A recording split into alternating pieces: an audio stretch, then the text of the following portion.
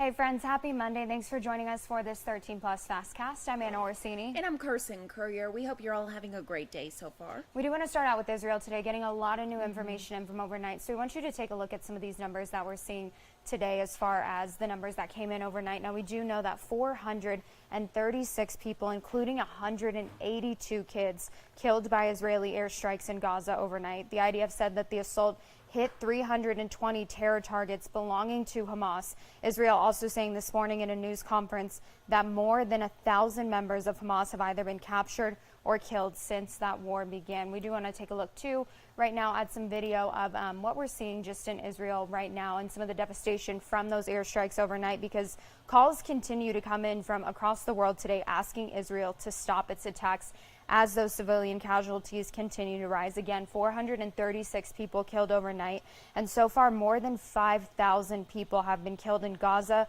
More than 2,000 of those are children. Now, the U.S. has also asked Israel to delay its ground invasion of Gaza so more hostages can be released. According to the IDF, 222 people were taken hostage in Israel by Hamas. On Friday, 2 American hostages were released, a mother and a daughter.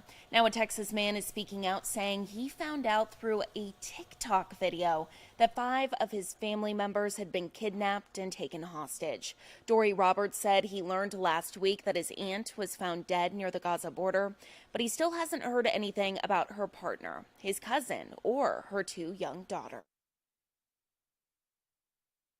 The fact that we're still looking for any kind of relief, any kind of news. Are they well? Are they not well? Are they still alive? It is a day-to-day, it's an hour-by-hour struggle.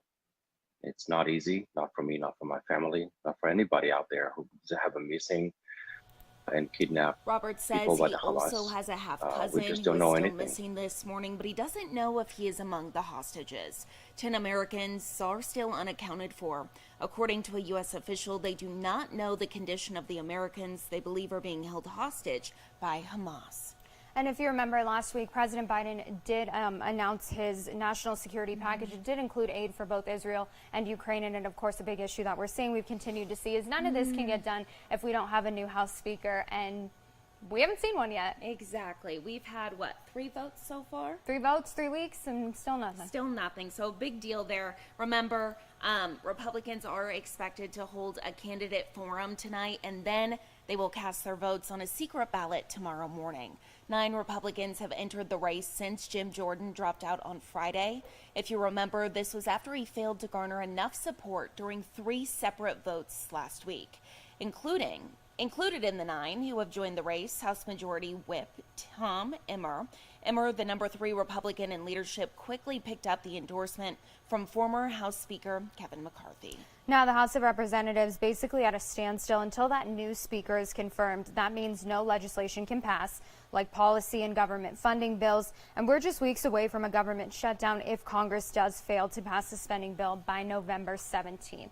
Remember that any lawmaker that runs for House Speaker does need to get 217 votes. Some Republicans and Democrats have also suggested boosting interim Speaker Patrick McHenry's power in order to break the impasse right now, but there's widespread opposition within the GOP conference to that idea. So just something that we're going to continue to keep an eye on throughout your week. As for what we're keeping an eye on here at home today, we're waiting to learn more about a fatal crash involving a pedestrian. This happened last night at Mission and Valencia in that area. Tucson police say that a woman was hit by a car around 7 o'clock last night and that she died at the scene there. We will keep you updated on what we learn on this. We do know that the driver did stay at the scene. As far as charges, any citations, we don't have any information on that. Of course, we'll let you know once we get more information in later today. And police are now investigating a homicide near Prince and Stone. TPD says a man was found dead on North Estrella Avenue yesterday. No suspects are in custody as of right now, but police did say they'll be releasing more information at some point today, so of course we'll keep watching that for you. We'll be sure to update you both on air, online, and right here on 13 Plus with any new information.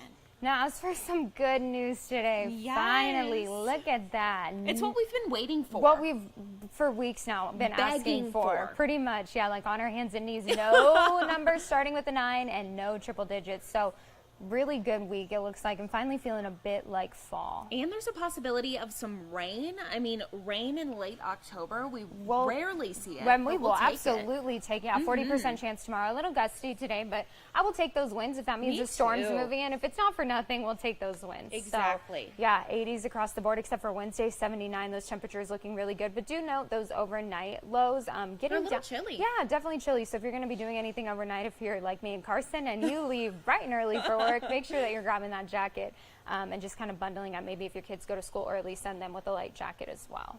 So other than that, though, we love it. We love to see it starting our week off. But with those cooler temperatures, that doesn't mean that you have less worries going outdoors. Still some big concerns if you're going to be heading outside anytime soon. Exactly. Our very own Jack Cooper spoke to some experts about this. Kind of something to remember. Even though it's cooler outside, it doesn't mean all of those dangers are just out the window. There's still a lot to kind of take an account Prepare yourself right? for it. And if you're like me and you've been hiding from the hot temperatures, you've forgotten what the outside is even like. So Jack has some tips for you.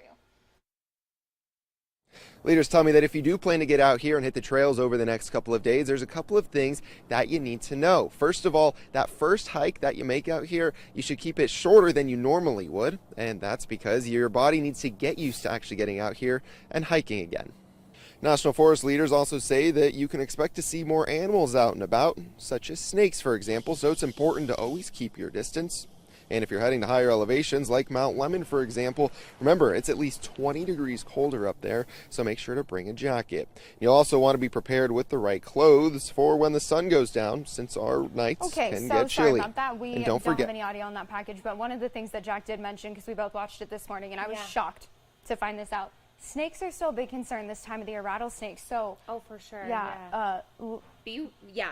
Obviously take that into account. Right. Also, even because a lot of people like Anna haven't been outside in a long time, they said that you kind of have to work your way up to really being outside, maybe taking a long hike. Start a little bit slower, do something easier, and then get your body used to being outside. Yeah, I think when it's cool like this, we all just want to hit the ground running. We're like, we're going to do that 10-mile hike, but we're not used to it. And it's still, it's still relatively warm, even though it's not 100 degrees, it's still 89. So just, use extra caution if you're heading outside anytime soon. And Jack's story is up on our website, so you can go look at that right now for any more of those tips. But we do want to take a look at what is trending today. Unfortunately, this is kind of a sad story, but it's a good one because the world's oldest dog has died. Now, his name was Bobby, very sweet man. According to the Guinness World Record book, he's from Portugal. He was 31 and a half years old. But not only was he the oldest living dog, when he passed away, he was the longest living ever. And get this, he was lucky enough to have made it to his first birthday. He was actually born to a family, the Costa family, who planned on getting rid of him because they couldn't afford any more pets. They had a full litter of puppies. That didn't end up happening, though. Oh, well, one of their sons actually hid him from his parents. Me. Right? And when they eventually found out about him, they said, hey, he can stay. And look, he lived this great long life. The dog roamed free outside his whole life with other animals and a lot of feline friends. The family believes his diet was one reason for his long life, but listen to this, he ate whatever the family ate. So, some dogs just, they're luckier than others, right? They really are. You can do all the right things and your dog cannot live till 31. 217 That's crazy. years old in dog years, yeah. So, well, a long, long life. A lot of time he got with his family. Exactly. So rest in peace, Bobby. Well, speaking of animals, we love this time of the year because, well, a lot of different reasons, the candy, the costumes, all the things. But my personal favorite is getting to see the animals at the zoo do exactly what we're watching, which is playing with the pumpkins and all the other things. It's so cute. It is it not? Even that little Komodo dragon's cute. Oh, for sure. I don't usually find those cute. This is at the London Zoo. All of their residents got in on the holiday spirit, enjoying pumpkins stuffed with their favorite treats.